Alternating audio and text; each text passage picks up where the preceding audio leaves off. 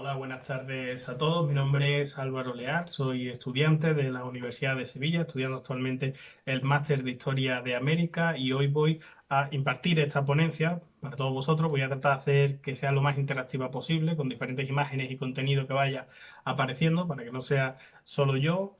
La ponencia trata sobre los curacas en el Perú durante la época de los Austrias y tiene como título Pérdida de poder, cambios y nuevas perspectivas. Antes de nada, quiero agradecer a las propias jornadas virtuales de Historia de América que me han invitado, pero muy especialmente a Carlos Moreno Amador, también a la Universidad de Sevilla y evidentemente al Departamento de Historia de América y a sus profesores que tanto me han enseñado durante estos años. Y como digo, a todos vosotros los que podáis estar escuchando esta ponencia porque para mí es una oportunidad muy interesante y os lo agradezco mucho. Antes de nada, me gustaría decir que este trabajo lo que pretende estudiar, el objeto de estudio, son estas figuras, estos líderes indígenas, los curacas, o también denominados caciques por la administración colonial, durante el primer proceso de la conquista. De lo que va realmente este trabajo es de cómo afecta la conquista, cómo cambia, cómo varía la situación de estos líderes indígenas, líderes de un grupo étnico, de un Ayu, y qué nuevas oportunidades les ofrece el panorama, porque es muy importante entender que estas figuras no van a ser simplemente un elemento pasivo, sino que van a ser un sujeto activo de la nueva sociedad colonial y de la nueva sociedad indiana que se va a ir construyendo poco a poco. Así que, como digo, geográficamente vamos a reducirlo al virreinato del Perú.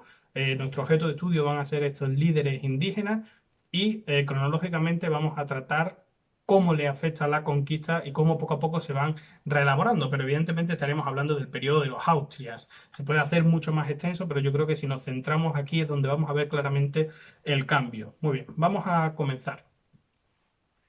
Antes de comenzar simplemente la elaboración de esta ponencia, creo que es muy importante que hagamos una precisión para aquellos que no estén tan puestos en la materia entre la diferencia entre curaca y cacique. Curaca es un término, ambos hacen referencia a lo mismo, pero curaca es un término quechua que las propias unidades indígenas se dotaban a sí mismos, mientras que cacique es un término que usa la administración colonial y sirve para denominar a un líder indígena allende los mares, ¿no? En cualquier parte del imperio. Por tanto, Curaca está reducido, eso sí, a la zona peruana, está reducido a lo que era en época prehispánica, ¿no? En la zona del Tahuantinsuyo, justo antes de la llegada de los españoles.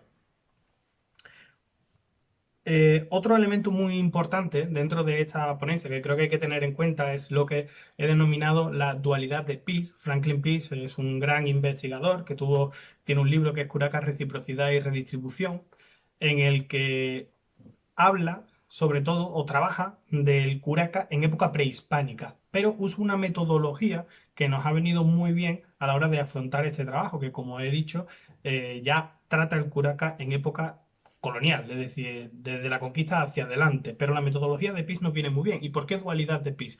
Porque Franklin Pease trabaja el curaca desde dos ámbitos, diferenciando las funciones y la legitimidad. Las funciones son, pues, evidentemente, todo aquello que cumple para con su grupo y la legitimidad son esta serie de elementos que le dotan de una posición diferenciada y de una legitimidad frente a su propio grupo étnico. Dentro de la legitimidad, como digo, funciones y legitimidad. Y dentro de la legitimidad va a haber una nueva dualidad que va a ser legitimidad interna, la que proviene, factores que provienen endógenos dentro de su propio grupo y factores exógenos, ¿no? Por ejemplo, un caso evidentísimo de legitimidad externa, pues un matrimonio, una serie de regalos, las relaciones entre diferentes curacas de diferentes ámbitos o zonas geográficas, eso es legitimidad externa.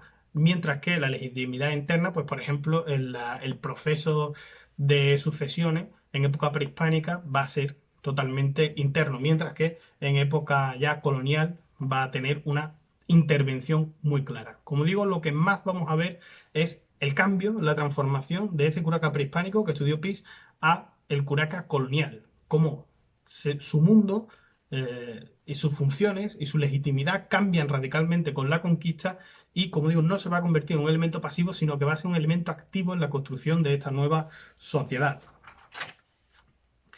Hay una serie de factores que tenemos que tener muy claros que reducen el poder tradicional del curaca. Si tenemos muy clara esta definición del líder de un grupo étnico, la fuerza del curaca siempre va a estar en las personas que tenga dependientes de sí mismo, las personas que conformen este grupo.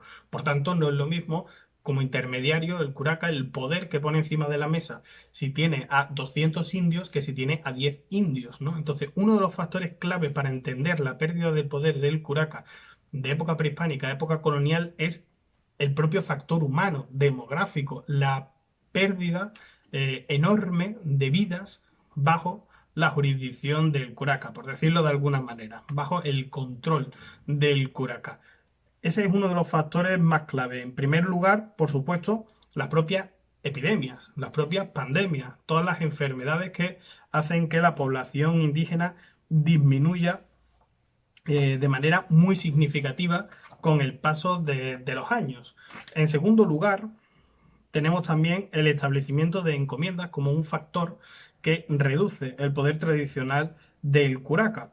¿Por qué? Porque para estos mandatarios, de repente, tienen la intervención del poder colonial, tienen la intervención de la administración colonial y por tanto esto reduce el poder tradicional también de los curacas.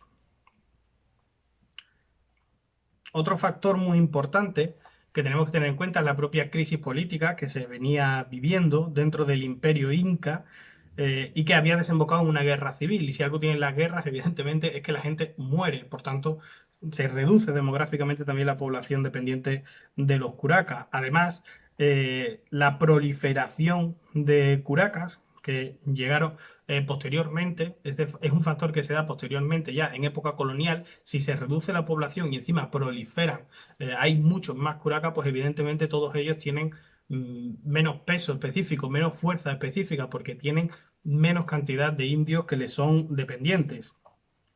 Además, también los españoles, creo que este es un elemento muy interesante que debemos de tener en cuenta, es que los españoles rompen con uno de los factores de legitimidad principal y tradicional del curaca, que es la forma de sucesión. Los españoles intervinieron en muchas ocasiones y designaron a estos propios señores étnicos. Por tanto, mientras que la sucesión se daba en época prehispánica de una manera endógena, de dentro del grupo, ahora la intervención del poder colonial, de la institución, de las instituciones coloniales, va a quedar perfectamente marcado y claro. Y por tanto eso es un factor que reduce el poder tradicional, porque hay una intervención, un intervencionismo exógeno que viene de fuera. Otro punto interesantísimo de la pérdida del poder. Estamos haciendo una visión abuela pluma, bastante rápida, pero lo importante, lo que tenemos que tener conciencia de ello, es que hay una serie de factores que están reduciendo el poder tradicional del curaca en el paso de la época prehispánica a la época colonial, la conquista del virreinato del Perú y el establecimiento de un tipo de sociedad distinto. Hay una serie de factores que van a reducir el peso específico que van a tener los curacas y por tanto eso va a provocar una transformación que vamos a ir viendo después. Como digo, otro punto interesantísimo de la pérdida de poder y de la crisis del curacazgo con la llegada de los españoles fue la política de reducción de las poblaciones indígenas. Esto es muy interesante porque si algo tiene la sociedad prehispánica en la zona andina, es que no existe comercio, no existe moneda como tal, como la entendemos en términos europeos y por tanto hay una adaptación distinta al medio, basada en nichos ecológicos distintos y por tanto dentro de un ayu, dentro de un grupo humano hay población diseminada en diferentes nichos ecológicos que producen diferentes productos y el curaca es el encargado de la redistribución de todos estos productos. Entonces, en el momento en el que llegan las reducciones y los indígenas quedan adscritos sobre un territorio, se separan los ayllus, se parten los ayllus y aparecen, como digo, centrados simplemente de manera territorial, cuando esa no era la manera de organizarse en época prehispánica, pues también se pierde la redistribución de productos.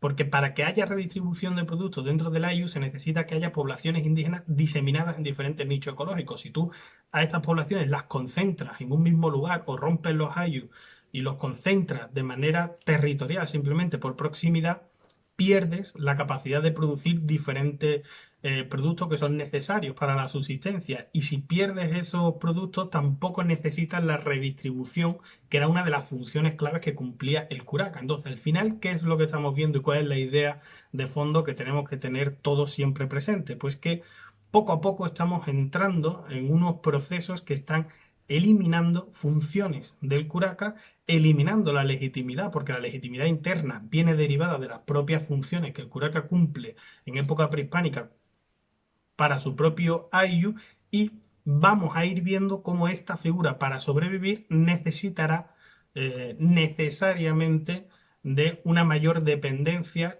del poder exterior, en este caso el poder colonial, el poder europeo. Esto es un proceso muy interesante, muy complejo, y la casuística evidentemente es inabarcable, y mucho menos en esta exposición de la que disponemos de unos 20 minutos más o menos. Como digo, este cambio le hace perder el acceso a gran parte de los recursos, la variedad, la cantidad, el abastecimiento de productos disponibles para el curaca se vio, por tanto, muy limitado, ¿no? Esta es una frase de Rocío Delibes, profesora de la Universidad de Sevilla, pero bueno, lo han tratado muchos investigadores, evidentemente. También hay otro punto que me gustaría tratar en este principio de cambio, de transformación de las funciones y del poder del curaca tradicional, que es el establecimiento de consejos de gobierno autóctono o cabildos indígenas en las reducciones, que esto disminuyó aún más el poder de los curacas coloniales, en palabras de Susan Ramírez. Esto también es muy interesante, porque en el momento en el que el mundo indígena estamos introduciendo, ¿no? O se está introduciendo elementos de gobierno, de control, de fiscalidad, etcétera, que son procedentes de la colonia, pues se está reduciendo el poder de estos líderes indígenas, ¿no? Por tanto, como vemos, hemos visto una serie de deterioros y de cambios. Entonces es imposible que entendamos se ha reducido el número de población y por tanto el poder tradicional del curaca. Además, se han reducido las funciones y encima se está interviniendo, por ejemplo, en las sucesiones de forma clara en factores de legitimidad interna del curaca. El curaca prehispánico no se puede mantener igual. Por eso hay un libro fantástico de Karen Spalding en el que se habla de indio a campesino, ¿no? Es decir, hay una transformación de los núcleos de población indígena, no se mantienen igual.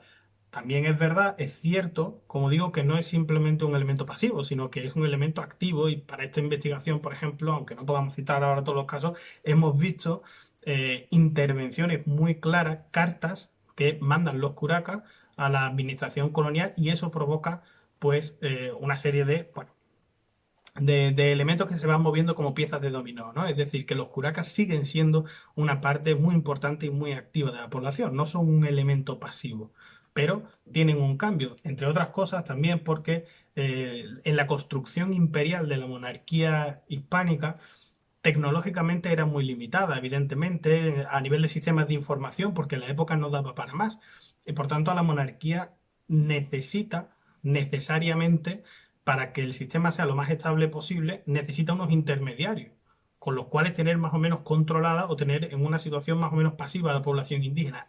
Esos intermediarios no van a ser ni más ni menos que los curacas, y por tanto el rol que van a encontrar en esta construcción colonial va a ir cada vez más por ese camino. Tanto es así que algunos incluso han hablado del curaca como un funcionario colonial, como un funcionario real.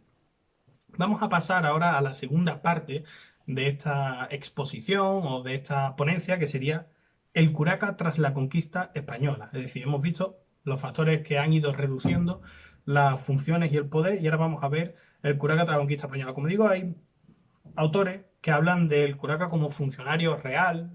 Bueno, yo creo que es un poco debatible, cuanto menos este término siempre, ¿no? Hablar de funcionario en aquella época. Bueno, por ejemplo, la recopilación de leyes de India, vamos a ver que hay mención sobre la figura del cacique, porque recordemos que el curaca es el término andino, es el término quechua, y cacique es la manera de denominarlo por parte de las instituciones coloniales, ¿no? Y de la corona. Entonces vamos a ver que se hace mención del cacique y se dejan por escrito una serie de elementos que son muy interesantes. No debemos entender tampoco esta recopilación de leyes como un cambio en cuanto a las funciones que desempeñan los curacas a partir de, sino que es más bien una compilación de normas de elementos que ya estaban sucediendo, que es como siempre tenemos que entender las leyes en este periodo y en la zona americana. O sea, no tiene sentido que pensemos que se hace una ley y a través de eso cambia todo, sino que más bien hay unos procesos que luego vamos viendo la constancia documental a través de las leyes que se van recogiendo, porque las leyes recogen muchas veces lo que hay, ni más ni menos. Vamos a pasar un poco por delante, porque si no se nos va a hacer un poco largo esta zona y me gustaría llegar a otros elementos que son más interesantes, como por ejemplo la relación con el poder colonial. Patricia Netherly ha hablado bastante bien en sus trabajos, cómo casi sin excepción toda la representación del grupo frente a los españoles fue asumida por el cacique principal. Esto, como digo, es el gran rol que van a desempeñar en la sociedad colonial, la de ser el intermediario del grupo étnico, el Ainu, con los españoles. Tampoco es una novedad, porque si vemos los trabajos de Franklin Pierce, ya se ve claramente, y también de María Rostorowski, se ve claramente que el curaca cumplía esta función hacia el Inca y por tanto parece bastante normal que en lo que cambia el poder predominante en ese momento, pasan de ser los Incas a en el sistema colonial la corona, pues evidentemente el curaca va a cumplir este rol de intermediario entre el grupo y las instituciones coloniales. En esta nueva etapa de la historia andina, los curacas van a cumplir, como digo, este rol que ya tradicionalmente venían cumpliendo y además lo van a cumplir de forma activa. Esto hago referencia continuamente, pero es que es muy importante. No van a ser un elemento pasivo, van a ser un elemento activo. Por ejemplo, en la rebelión de Tupac Amaru hay curacas que participan del lado de la colonia y hay un fragmentito muy importante, muy bonito en los documentos en los cuales se dice, hay una orden de que se le entregue unas medallas, se acuñe unas medallas de oro con la cara del monarca y se les entregue a estos curacas, ¿no? Bueno, pues esto era un rasgo de distinción social, como vamos a ver luego en la legitimidad. Es decir, tener estas medallitas, tener este reconocimiento por parte de la corona a estos curacas que han ayudado frente a la rebelión de Tupac Amaru, nos hace ver, evidentemente, que son un elemento activo, es decir, que participan. Algunos se rebelan, otros no, otros mandan cartas y se empiezan procesos frente a la corrupción que se está demandando, etcétera. Es decir, son un elemento que va a acabar engrasando perfectamente el sistema colonial. Eso sin lugar a dudas.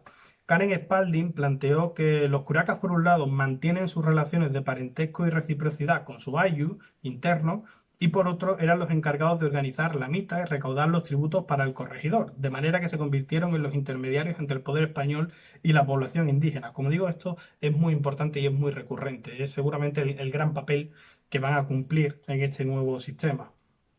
Como hemos precisado antes, la corona necesita instalar un sistema que sea lo más estable posible, que produjese una más o menos fácil extracción de los excedentes productivos indianos y para ello la figura del curaca, en tanto que líder de un grupo étnico, va a seguir siendo clave, porque al final la gran mano de obra van a ser los indios y por tanto es mucho más fácil negociar o tratar con una persona que es el intermediario que tratar con todo el grupo.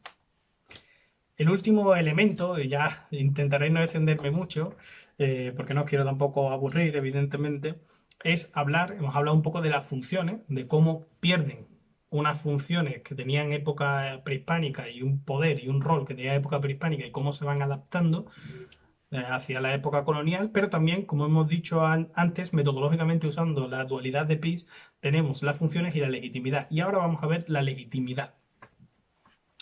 Si hay algo que tenemos que tener muy claro, muy claro, es que hay una basculación de época prehispánica a época colonial, hay una basculación entre el peso de la legitimidad interna hacia la legitimidad externa. Vamos a detenernos un momento aquí. Repito, entendemos legitimidad interna como la derivada de las propias funciones del curaca con respecto a su grupo, mientras que la legitimidad externa pues puede ser regalos, matrimonios, títulos, lo que se nos ocurra. Bien, el tipo de casa que sea más o menos ornamental, lo que se nos ocurra. Entonces, lo que vamos a ver muy claramente de un periodo a otro es que la legitimidad interna, que era la principal en época prehispánica, va a disminuir mucho y cada vez va a haber mayor dependencia de la legitimidad externa, de la relación con el poder colonial. Tanto es que algunos llamarán al curaca funcionario, como digo. Para Susan Ramírez, hacia 1570, el concepto, rol y base de la legitimidad del curaca andino había sido ya drásticamente alterado. Esta autora realiza una clara distinción entre un curaca de estilo antiguo, que cumplía una función básicamente redistributiva y basaba su legitimidad en el buen gobierno, y un nuevo curaca de estilo posconquista, cuya finalidad fue cada vez más la de extraer los excedentes para los españoles y cuya finalidad era equivalente al apoyo del encomendero. La clave para entender esta reelaboración de la legitimidad de los curacas en el nuevo ámbito colonial es comprender una basculación muy importante que se da entre la legitimidad prehispánica basada en las funciones con respecto al propio Ayllu y una legitimidad cada vez más dependiente del poderío o del poder español. Voy a terminar simplemente viendo un último rasgo que creo que es muy interesante y ustedes me lo van a permitir que destaquemos sobre este estudio, que es dentro de la legitimidad interna, probablemente uno de los factores más importantes es la religiosidad. El curaca entendido en época prehispánica como el líder del grupo también en aspectos espirituales, con toda la trascendencia que esto tiene en todas las sociedades. Era el líder espiritual, era el encargado muchas veces de todo lo que tenga que ver con la religiosidad del grupo. Claro, esto va a quedar totalmente alterado. Por eso digo que la religión, el papel de la religión en la zona andina, yo creo que es clave para entender el cambio del curaca. Esto queda totalmente alterado y aparece una nueva religión y aparece, que es una nueva institución, que es la católica, y aparecen nuevos elementos. Pero, y por tanto, Curaca pierde completamente las funciones y pierde completamente la legitimidad interna que le daban esas funciones con respecto a su grupo. Funciones tan importantes, como digo, como es la religiosidad.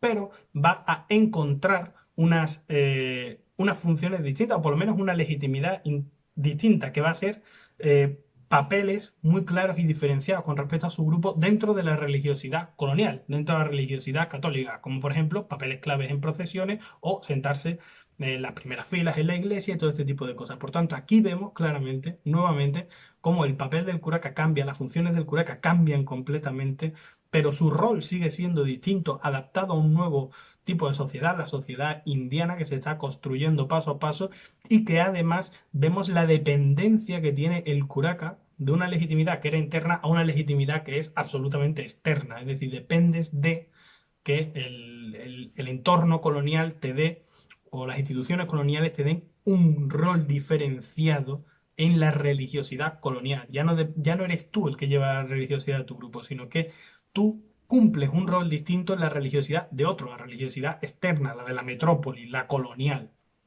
Como digo, esto yo creo que era un rasgo que no podía dejar de destacar en este vídeo. Voy a terminar simplemente diciendo como conclusión que el curaca andino no queda indiferente tras el gran cambio de paradigma que supone la irrupción de las huestes conquistadoras en territorio andino y la conformación de la nueva sociedad colonial. Tampoco es un elemento arrasado intercambiado por funcionarios coloniales, sino que sufre una transformación en la que es partícipe activo y lucha por reconstituirse en un elemento esencial en la nueva sociedad. Y por último os voy a leer una carta de los caciques a su majestad del año 1669 en Lima, que está en el Archivo General de India, que dice que no lo somos, señor, sino verdaderos católicos que a pie juntillas confesamos y creemos la fe de nuestro Señor Jesucristo y moriremos por ella si se ofrece ocasión. Yo creo que no hay mayor cambio para explicar lo que significó la conquista y la construcción de la diferencia del mundo prehispánico al mundo colonial, que los propios curacas, que eran los encargados de la religiosidad de su grupo, diciendo que son católicos que a pie juntillas creen en la fe de nuestro Señor, una carta al rey. Así que nada, os agradezco mucho vuestro tiempo, vuestra atención, espero haber sido más o menos claro en mi exposición y evidentemente pues quedo a la disposición de las jornadas y de los profesores y de los encargados de responder todas las preguntas que vosotros queráis sobre este tema. Un saludo.